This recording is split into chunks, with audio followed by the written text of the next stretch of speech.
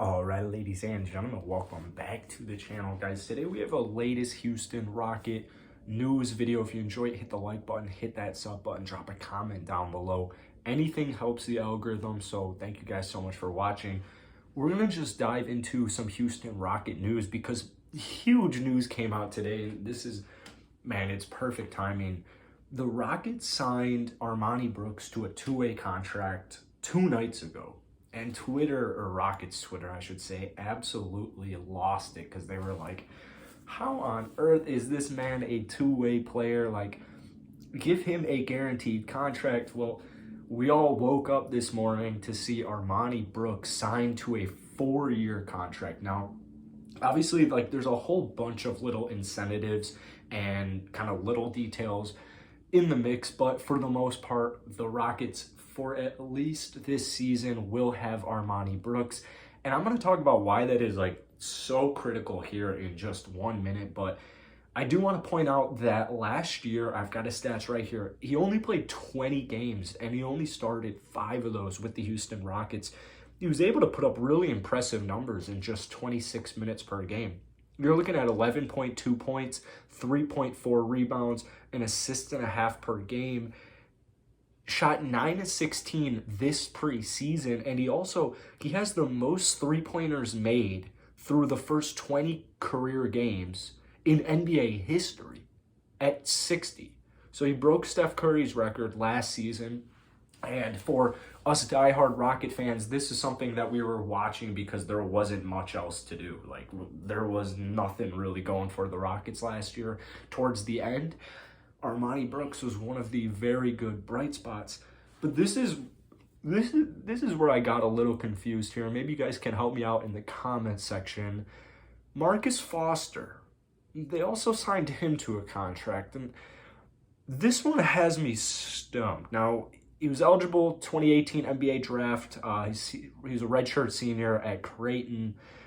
He spent last year in the Turkish league, played 4 games for the Rockets in summer league.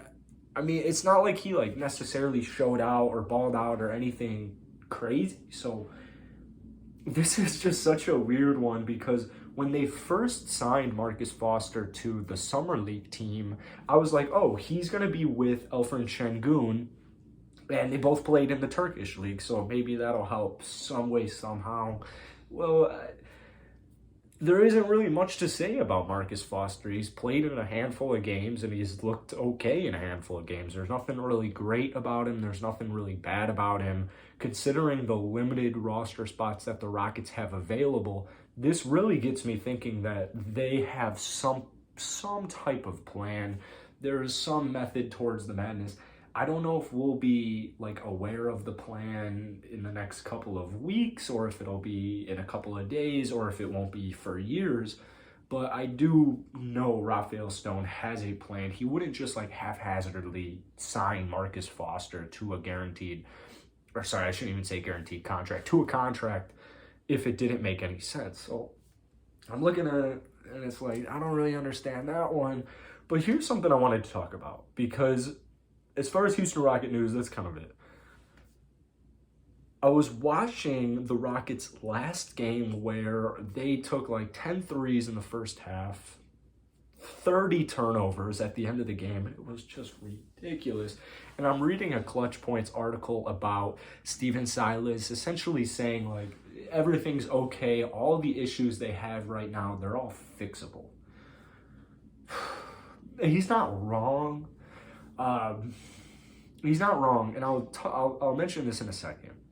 The reason I'm getting to this is because I was reading an article today. It was from some sports agency type of thing, or some basketball agency, something, and they were doing predictions for all 30 teams in the NBA. And what really, first off, the reason this caught my eye, because this really grinded my gears, was they had the Bulls projected 38 to 44. That was their record, missing the playoffs, being the 10th seed in the East. No disrespect to Toronto, you know I love you guys, but to them it wasn't even close. Toronto's significantly better. There were 9 other teams significantly better than the Bulls, and I thought, I'm I don't think so. And on the other half, on the Rockets side, in the Western Conference, they had the Rockets winning 19 games. And when I saw that, it reminded me of the article I read on Clutch Point saying, it was like KPJ said that they needed to shoot the ball more, they needed to take more threes because they only attempted 10 in the first half. And then Steven Silas was saying, it's not like a lot of the 30 turnovers were dead balls. It's like they were passes that just got stolen, or they were just sloppy turnovers. And to Steven Silas, they were all fixable. The issue is so many have, like, 19 wins is nothing. And I agree with Steven Silas that a lot of these issues are fixable, but a trend I'm starting to notice when I look at this roster, and let's briefly go through the roster here with like older players. I'm looking at our veterans. You got DJ Augustin, who is a very solid backup point guard, but as far as like every night winning or losing games, is he going to do anything for it? Probably not. Next up, you got Eric Gordon. On his side, he actually is a game changer. He could win games. He can close games for you. We got Daniel House Jr., who I guess you could call a veteran. I guess you could call David Nwaba a veteran. Daniel Tice, I guess we're calling him veteran too. The thing is that I'm starting to notice with this Rockets team is they have a lot of young players. I mean, they have like the 4 rookies this year are all under 22. They can't rent cars. Like, some of them can't drink alcohol. It's crazy how young they are. And so I agree with Steven Silas when he says that these are fixable problems. But what I'm starting to realize here is are they going to be fixable this year?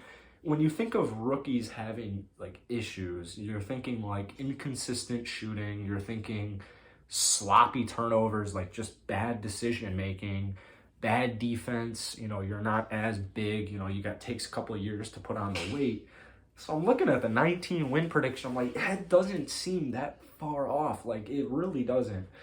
In my preseason prediction, or my pre-preseason prediction, I had the Rockets being somewhere between the 9th to 12th seed in the West, and I still stand by it.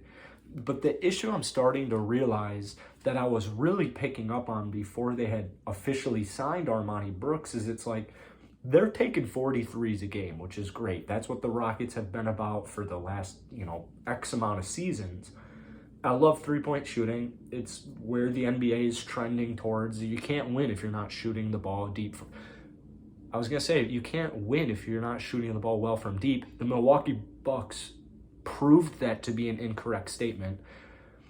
But I'm looking at this Rockets team, and I'm like, oh, man, they're taking 43 a game. Like, who's taking them? I mean, who's taking them? We got rid of Sterling Brown, who was our best three-point shooter. There's no James Harden. Like, thank goodness Armoni Brooks exists. I mean, thank goodness.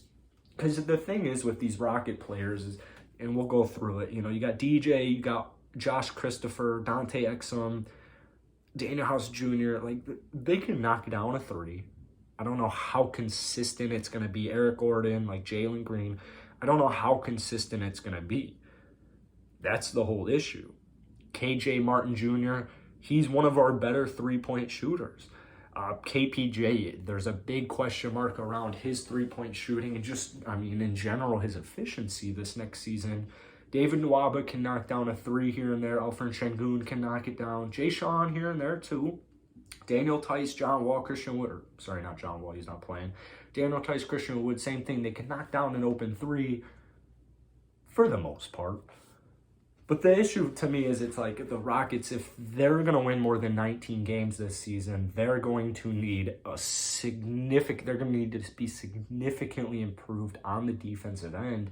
And they're going to need to be improved from the three-point distance, which I'm not too concerned about just because, especially at the end of the year last year, it's like, I don't know who's a good three-point shooter on this team. They got rid of some decent shooters like Kyrie Thomas, but you're really just hoping, or I'm hoping, that a lot of these young Rocket players just progress. And that with that progression, like the shooting progression, comes more efficiency, especially from deep. And I'm viewing that especially with guys like Kevin Porter Jr. and Jalen Green, because those are two huge players. The Rockets, they just had a very bad loss the other night with 30 turnovers. I mean, Jalen Green had like 7 turnovers. He took only like 6 shots, finished with, single-digit points. KPJ finished with like 10 on horrible shooting. So you're going to go through a lot of rough patches this season watching the Rockets, but hopefully it's a significant improvement from last year. But 19 wins to me is not a significant improvement. I need to see the Rockets, and this sucks to say. I hate to say this because it's so bad. They need to win more than 25 games this year. Like, it's crazy that is a debate, but they need to win more than 25. I mean, if they don't win more than 25, I would say bye-bye to a lot of these players that, like Christian Wood. I mean, they're not going to give Christian Wood max. If the Rockets win 19 games this next season, they're not even going to be thinking about giving him max. So there's a lot on the line right now, but at the same time, not really, because they're so young. I mean, like I said, all 4 rookies are below the age of 22, so there's plenty of time. But at the same time, you do want to see improvement from year to year, especially for Coach Stephen Silas, because I know a lot of the Rockets fan base is going to be calling for a trade, or sorry, not a trade. They're going to be calling for the firing of Stephen Silas if the Rockets get off to a rough start. You can already tell, you already know that's about to happen, so get ready for it if they do get off to a slow start. That's it for today, guys. Let me know if you enjoyed the video. Let me know your thoughts down below. I really appreciate it. All my bios, my second channel, all that good stuff is down there too. That's it for today. Peace.